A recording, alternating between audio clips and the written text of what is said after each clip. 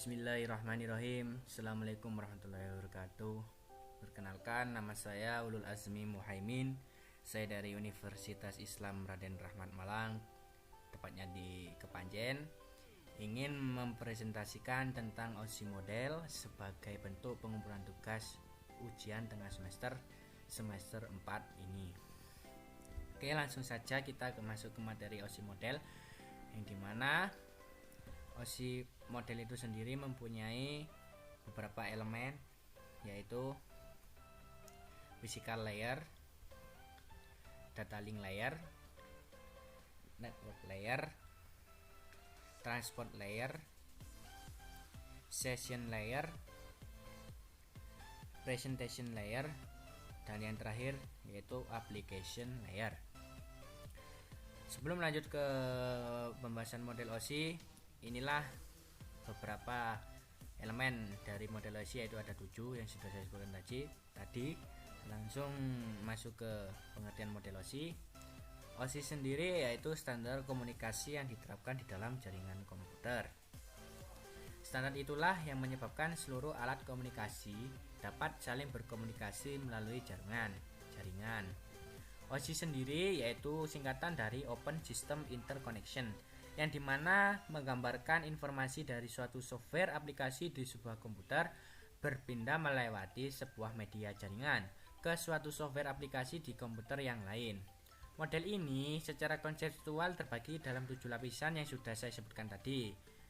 Oke, langsung saja kita ke lapisan pertama, yaitu physical layer. Mari kita kenal apa itu physical layer, yang dimana physical layer itu yang paling sederhana, yang berkaitan dengan elektrikal dan optikal koneksi antar peralatan. Data biner dikodekan dalam bentuk yang dapat ditransmisi melalui media jaringan, sebagai contoh kabel, transceiver, dan konektor yang berkaitan dengan layer fisikal. Peralatan ini seperti repeater, hub, dan network card. Langsung ke yang kedua, yaitu data link layer. Data link layer ini sedikit lebih cerdas dibandingkan dengan layer fisikal karena menyediakan transfer data yang lebih nyata dan sebagai penghubung antara media network dan layer protokol yang lebih high level. Oke, layer data link ini bertanggung jawab pada paket akhir dari data binary yang berasal dari level yang lebih tinggi ke paket discrete sebelum ke layer fisikal. Langsung ke lapisan yang ketiga, yaitu network layer. Network layer ini tugas utamanya yaitu menyediakan fungsi routing sehingga paket dapat dikirim keluar dari segmen network lokal ke suatu tujuan yang berada pada suatu network lainnya. IP, contohnya Internet Protocol, itu umumnya digunakan di tugas ini. Protokol lainnya yaitu seperti IPX, Internet Packet Exchange. Perusahaan Novell telah memprogram protokol menjadi beberapa seperti SPX, Sequence Packet Exchange, dan SGP atau Network Core Protocol. Protokol ini dimasukkan dalam sistem operasi network, yaitu IP tadi, IPX tadi, AppleTalk, dan DDP. Untuk lapisan yang keempat, yaitu transport layer. Transport layer ini menggunakan protokol seperti UDP, TCP, atau SPX, yaitu Sequence Packet Exchange, dimana yang satu ini digunakan oleh netware tetapi khusus untuk koneksi orientasi IPX-nya saja. Layer transport ini yaitu pusatnya dari model OSI yang sudah kita sebutkan tadi, yang ada 7, yaitu pusatnya itu yang di transport layer. Layer ini menyediakan transfer yang reliable dan transparan, yaitu secara jelas antara kedua titik akhir. Layer ini juga menyediakan multiplexing, kendali aliran, dan pemeriksaan error, juga memperbaikinya.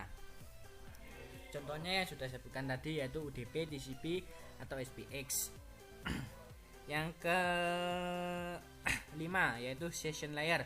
Session layer sesuai dengan namanya banyak yang mensalahartikan sebagai produk logon pada program network dan berkaitan dengan keamanannya. Sebenarnya layer ini menyediakan layanan kedua layer di atasnya, melakukan koordinasi komunikasi antar entity layer yang diwakilinya. Beberapa protokol pada layer ini contohnya yaitu NetBIOS, suatu session interface dan protokol dikembangkan oleh IBM. yang menyediakan layanan ke layer presentation dan layer application.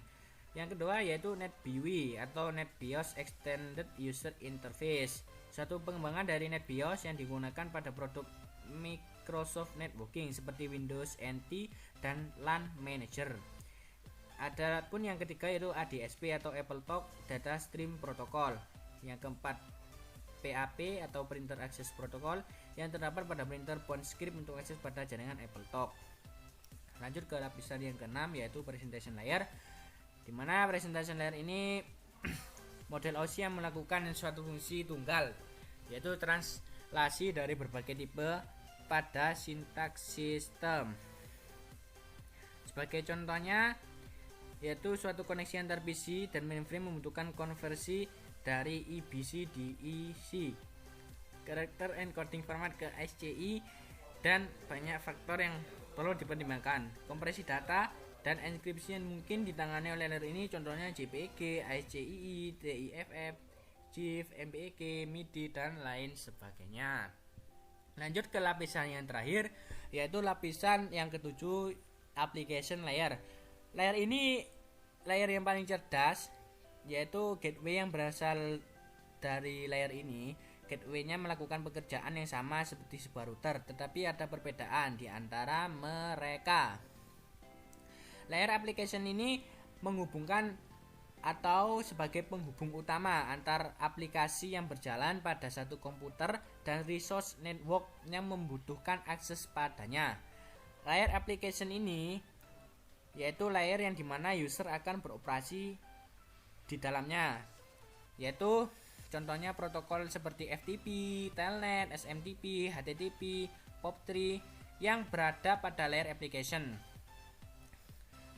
Ya, ini adalah bentuk dari penjelasan atau presentasi sederhana dari saya tentang model OSI. Dan untuk memenuhi tugas ini kita harus menyinggung tugas lain, yang dimana seharusnya tugas ini harus mengenal apa itu bentuk jaringan atau internet, dimana jaringan atau internet ini sebagai media komputer untuk melakukan komunikasi data satu dengan data lainnya.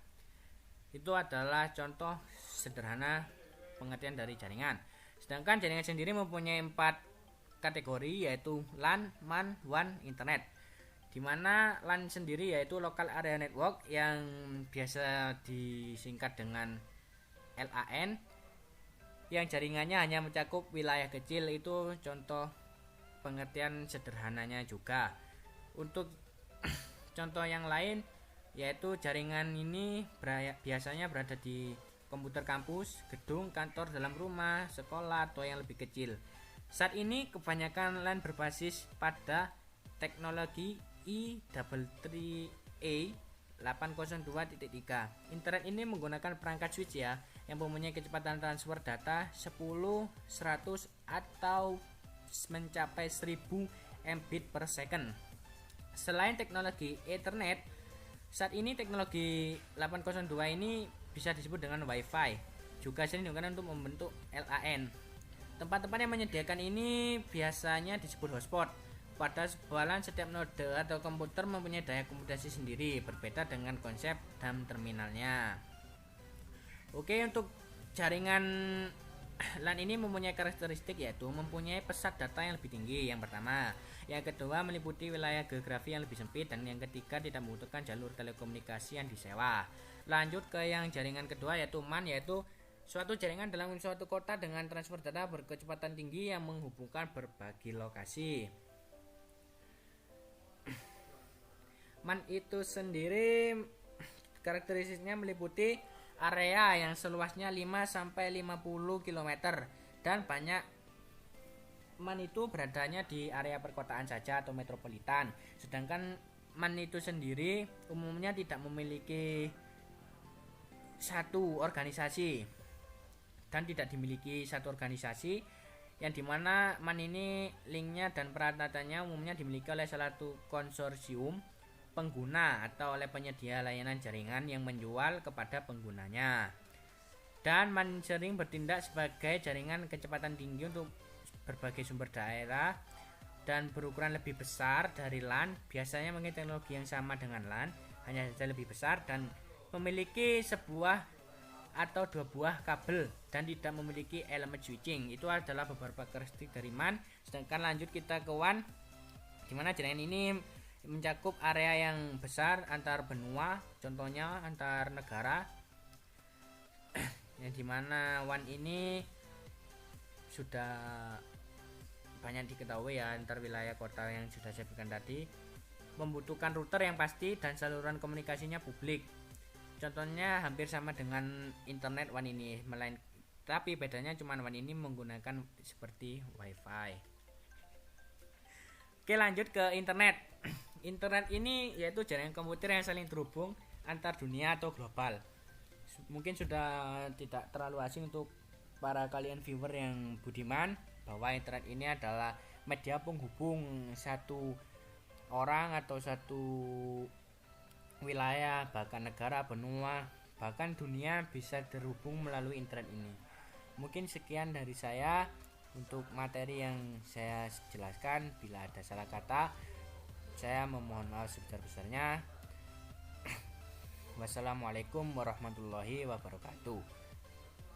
Terima kasih.